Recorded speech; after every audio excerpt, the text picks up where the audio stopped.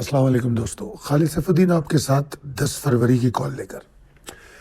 अच्छा जनाब, समय पहले तो मार्केट की आज की कहानी को देखते हैं। चार्ट आपके सामने सामने है, नीचे वॉल्यूम बार्स दी हुई हैं। आज का सेशन में मेरे नहीं ख्याल कोई सरप्राइज़ था। हाइपर एक्टिव स्टार्ट था बेशक, मगर वो इस काबिल नहीं था कि जो लेवल कम से कम लेवल दिया गया था उसको भी सिक्योर कर सके।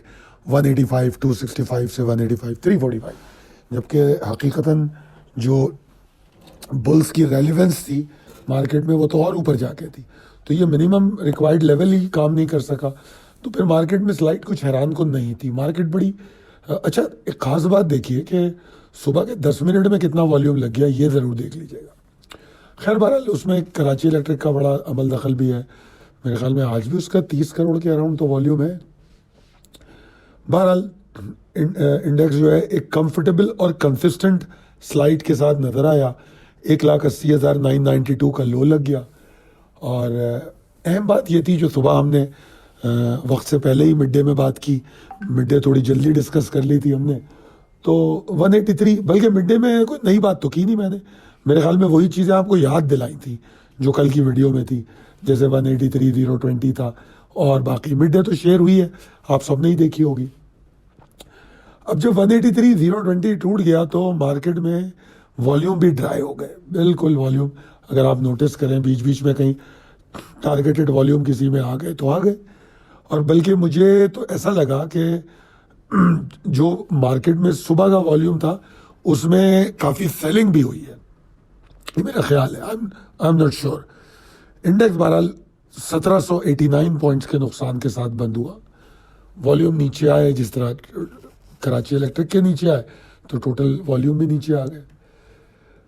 मगर इन तमाम उसके बावजूद हमने कुछ स्टॉक्स को परफॉर्म भी करते देखा, कुछ स्टॉक को सुबह सुबह टारगेट अचीव करके एग्जॉस्ट होते देखा, और कुछ स्टॉक को क्लोजिंग के साथ परफॉर्म करते देखा। अब स्ट्रेटजी जो है आने वाले सेशन की, जो मार्केट की जो सिचुएशन है वो तो बियर्स को फेवर करती है और इंडेक्स इसी तरह एग्जॉस्टेड रह सकता है। हाइपर मूव्स जो हैं एक उतार चढ़ाव की कैफियत पैदा करेंगी फिल वक्त, तो मुझे ऐसा लगता है, क्योंकि हमको इस फ़र्क को समझने की ज़रूरत है कि रिकवरी सीरियस है या वॉलेटाइल है, सिर्फ उतार चढ़ाव की कैफियत है। देखिए स्टॉक तो फिर भी परफॉर्म कर रहे हैं, आपकी सिलेक्शन अच्छी है आज आपके सामने। बल्कि मैंने तो वो वीडियो के ज़रिए भी आपको आज की टोटल कॉल दिखाई थी। जितने स्टॉक मैंने आज दिए थे वो सारे मैंने व्हाट्सएप पे शेयर भी किए, उनकी मैंने वीडियो भी दिखाई आपको कि कौन सा कैसे खुला, कैसे टारगेट अचीव हुआ, किस में मना किया गया था कि नई एंट्री लेना, वो सब। तो अगर सिलेक्शन ठीक हो तो इस इंडेक्स में भी आपको नताइज तो मिले हैं। तो बहरहाल कुछ स्टॉक की तो क्लोजिंग जिस तरह मैंने कहा बहुत अच्छी है। इंपॉर्टेंट लेवल और ट्रिगर की मैं बात करूं तो एग्जॉस्शन तो रह सकती है, और अगर 182,480 के नीचे मार्केट है तो एग्जॉस्शन तो रहेगी। और फिर अगर उसने 182,095 को भी तोड़ दिया 10 साढ़े 10 के बाद, तो फिर मार्केट में नीचे जाने की और सलाहियत पैदा हो जाएगी।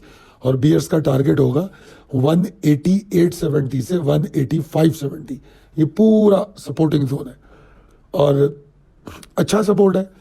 यहाँ तक तो मार्केट स्लाइड हो सकती है और इसको तोड़ना मार्केट में और एग्रेशन में इजाफा है। और आपको ये भी बता दूं कि हम करेक्टिव वेव की दूसरे फेज में दाखिल हो चुके हैं। जो करेक्शन है, क्योंकि आज जो मार्केट गिरी है वो हम करेक्टिव वेव के दूसरे सेशन में फेज में दाखिल हो चुके हैं।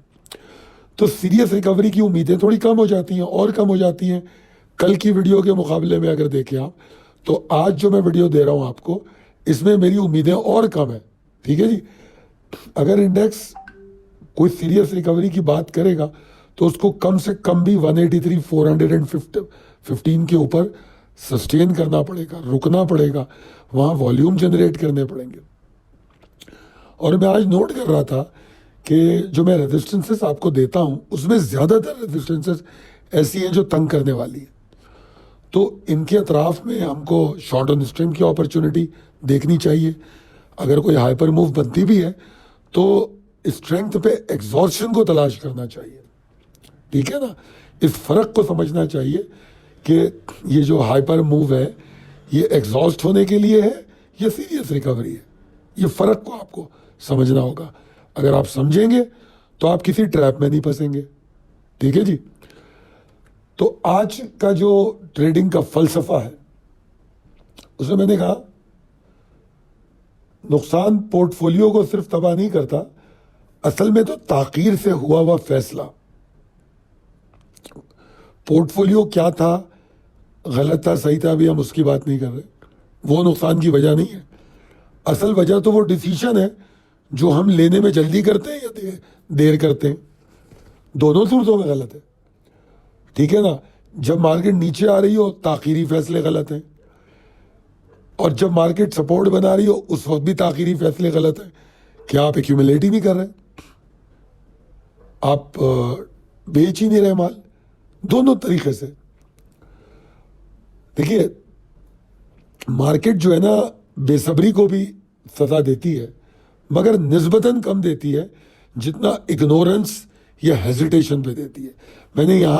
मैं बेसब्री की तारीफ नहीं कर रहा यहां, मैं फर्क बता रहा हूं कि इग्नोरेंस और इम्पेशंस, इन दो को अगर मैं मार्केट के जाविये से देखूं तो इग्नोरेंट आदमी को माफ नहीं करती मार्केट, उसको ज्यादा बड़ी सजा देती है। बेसब्री वालों को भी देती है मगर इनको ज्यादा देती है।